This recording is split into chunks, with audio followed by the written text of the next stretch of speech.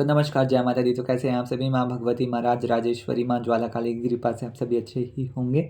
और इसी शुभ इच्छा के साथ आज हम एक नए टॉपिक के साथ जो है वो आप सभी के समक्ष उपस्थित हुए हैं और मुझे आशा है कि आज का टॉपिक भी आपको बहुत पसंद आएगा। तो आज की ये वीडियो जो है वो हमारी माँ ज्वाला जी को ही समर्पित होने वाली है और इसकी बहुत लंबे समय से जो है वो एक तरह से रिक्वेस्ट आ रही थी।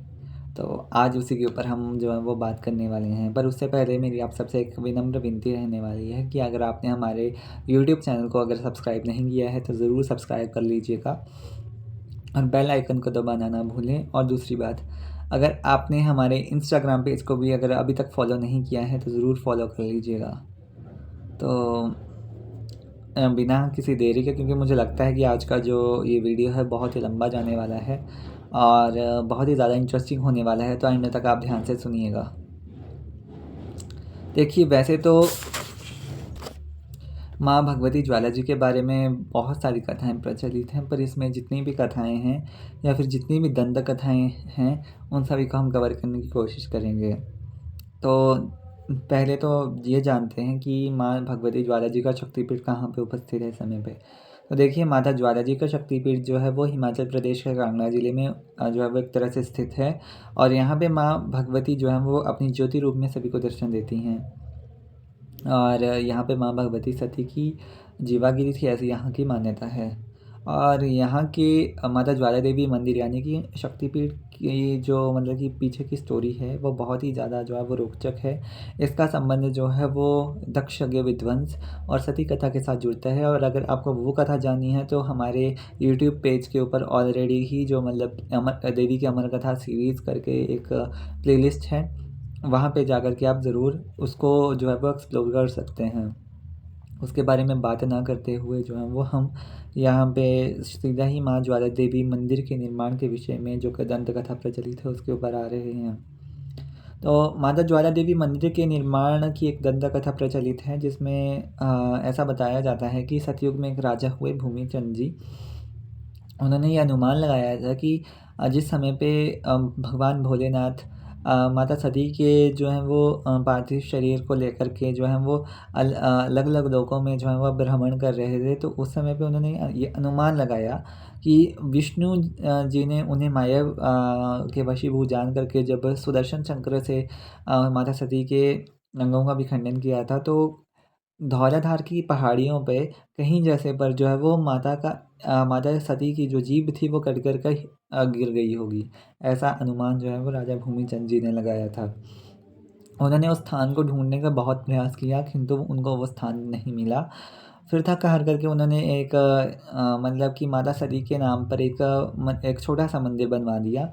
और जैसे-जैसे कि मतलब समय बीतता गया, भक्ति भाव के साथ वहाँ पे प्रतिदिन पूजा अर्चना होती रही और धीरे-धीरे समय व्यतीत होता रहा। और काफ़ी समय व्यतीत होने के पश्चात राजा भूमिचंद जी को एक गवाला, जो कि जंगलों में अपनी पशुओं को चराने के लिए जाया करता था, तो उस समय पे उसने एक बात बताई कि माता ज्वाला जी, यानी कि उसने जो है वो पर्वत की चट्टान से जो है वो माता ज्वाला जी की ज्योतियों को प्रकट होते हुए देखा है।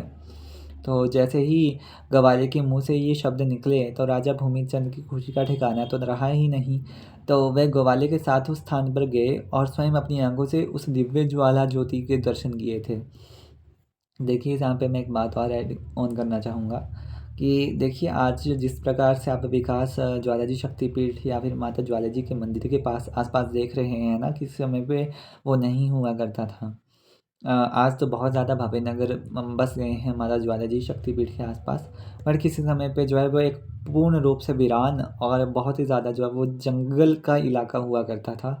और अगर आप आज भी जाते हैं, अगर हम आप ज्वाला जी में माता तारा देवी जी का मंदिर अगर आप ऊपर से देखेंगे तो वहाँ पे आप ये पाएँगे, जैसे आप भैरव मंदिर की ओर रास्ता जहाँ पे जाता है तो आप देखेंगे वहाँ पे अभी भी ज़्यादा डेवलपमेंट नहीं हुई है। तो अ, वैसे तो वहाँ पे अभी रोड्स वगैरह की कनेक्टिविटी जो है वो मतलब भैरव मंदिर तक आपको ईज़िली मिल जाएगी।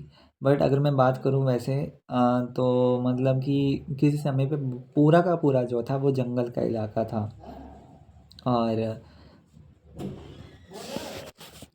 आज भी अगर आप देखेंगे तो वो वैसा ही जंगल का इलाका है। बट थोड़े बहुत चेंजेस तो आ ही गए हैं।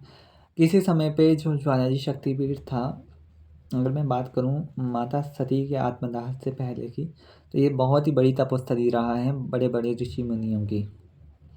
तो चलो फिर अब हम अपनी कथा पे आते हैं। तो जब राजा भूमिचंद जी ने जो है वो दिव्य ज्वाला ज्योतियों के दर्शन किए, तो उस समय पे उन्होंने 2 ब्राह्मणों को जो है वो माता की सेवा का जो है वो अधिकार सौंपा था। उनमें से एक पंडित जी का नाम था पंडित श्रीधर, और दूसरे जो पंडित जी थे उनका नाम था पंडित कमलापति। उन पंडितों यानी कि मैं यह बात करूँ ब्राह्मण के वंशज आज भी जो है वो माता ज्वाला जी के भवन में जो है वो कार्यरत हैं। आज भी वो मतलब एक तरह से माता भगवती की आज ही उसी प्रकार से सेवा पूजा करते आ रहे हैं। या फिर मैं अब यहाँ पे एक और कंसेप्ट जो है वो महाभारत काल से जुड़ता है, कि महाभारत के एक प्रसंग के अनुसार 5 पांडवों, जैसे उनमें जो युधिष्ठिर थे, भीम, अर्जुन, नकुल और सहदेव जी थे। तो उन्होंने जो है वो माता ज्वाला माई की यात्रा, जब वो उनको जो है वो एक तरह से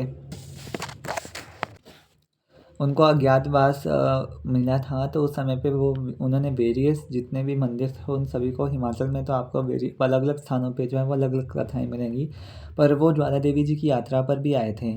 तो उस समय पे जो है वो उन्होंने ज्वाला माई की यात्रा के दौरान जो है मंदिर को अधिक भव्य और सुंदर बनवा दिया था, और इसी के आधार पर जो है वो एक भेंट बन गई थी। पंजा पंजा पांडवा ने भवन बनाया, अर्जुन चबल डुलाया मेरी माँ। तो ये आज भी भेंट गाई जाती है ज्वाला जी मंदिर को याद करते हुए, और पंजा पंजा पांडवा भवन बनाया, अर्जुन तेरा चमन डुलाया माँ। तो ये कथा थी मतलब ज्वाला देवी मंदिर से रिलेटेड, जो हमें जो है वो बुक्स में प्राप्त होती हैं, और मेरे पास एक बुक है उसमें ये दे रखा हुआ है। और इसके साथ साथ जो है वो अब हम बात करते हैं मुख्य ज्योति दर्शन की। तो श्री ज्वाला जी के दर्शन में जो है वो 9 ज्योतियाँ जो हैं वो मुख्यतः बताई जाती हैं। या फिर मैं यूँ कहूँ माता ज्वाला जी की जो मुख्य 9 ज्योतियों के बारे में हमें जो है वो पता चलता है।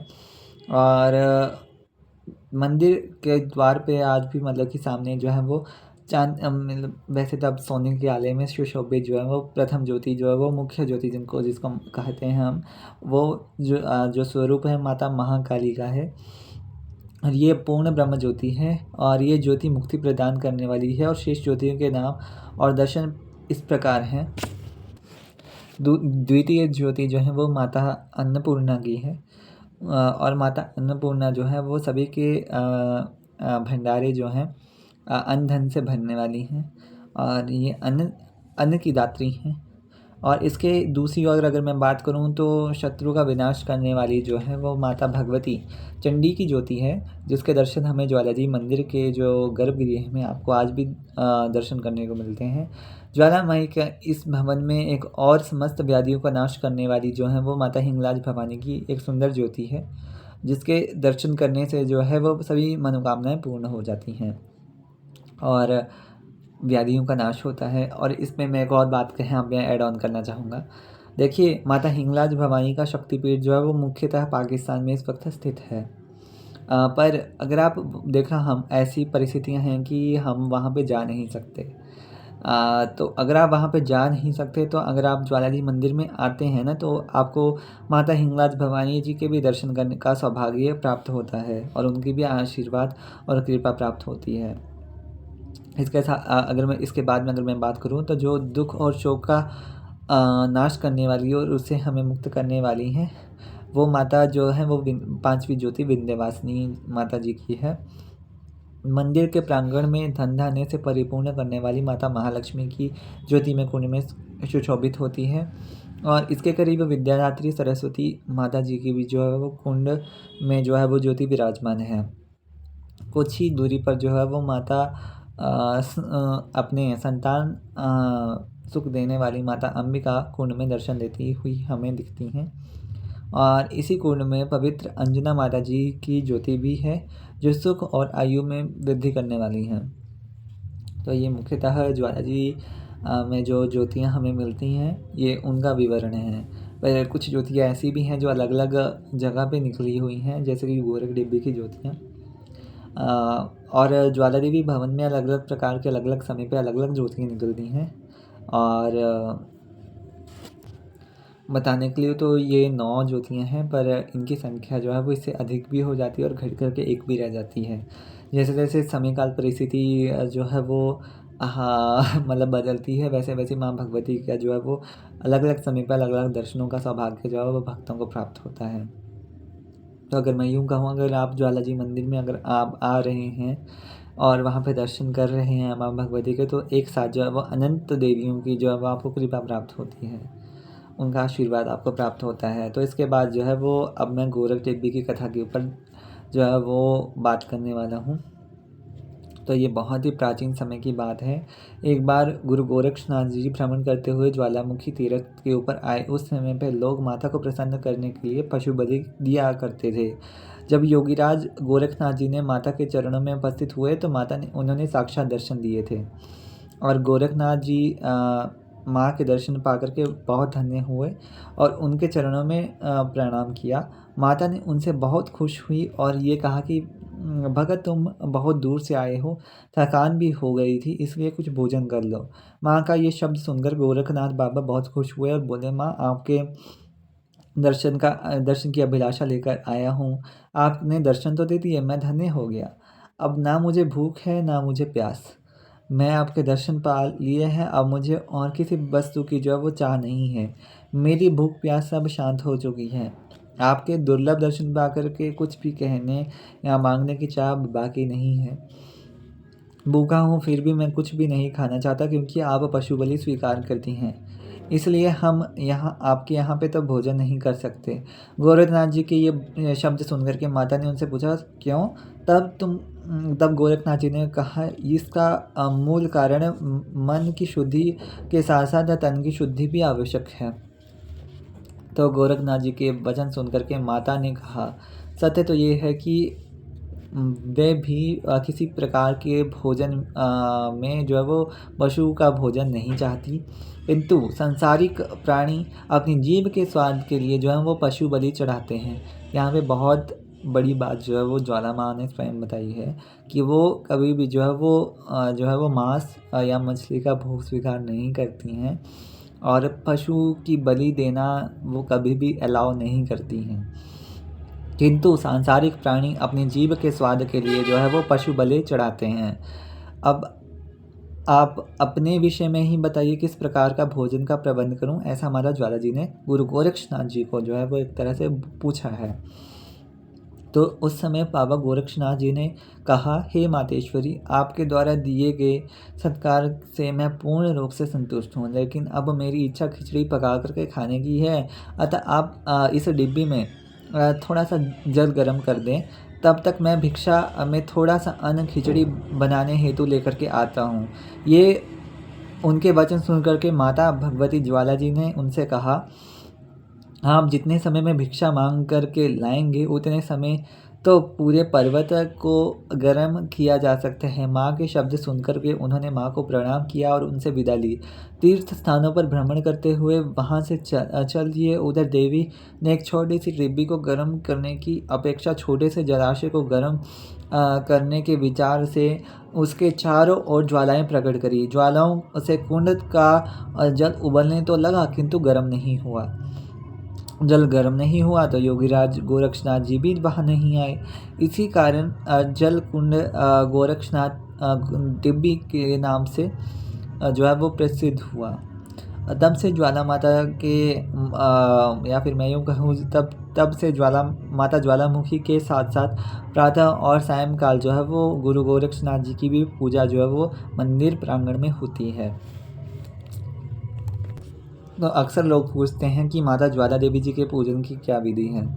देखिए, भाव से बड़ी तो कोई पूजा नहीं है। माँ भगवती ज्वाला जी जो हैं वो सबसे पहले भाव से प्रसन्न होती हैं।